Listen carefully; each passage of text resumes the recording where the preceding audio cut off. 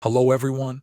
In this video, I will show you how to use your UHC UCard on Amazon.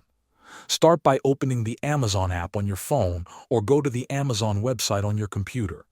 Make sure you are logged into your account using your email and password.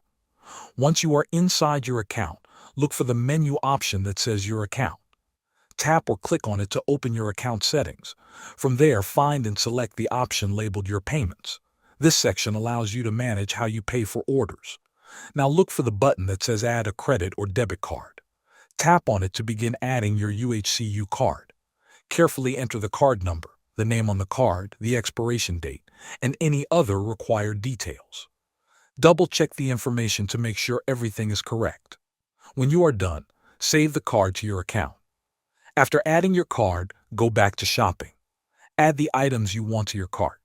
It is important to make sure that the items in your cart are eligible under your plan's UCard benefits. Not all products may qualify, so take a moment to review them. When you are ready, go to checkout. During the payment step, select your UHC UCard as the payment method.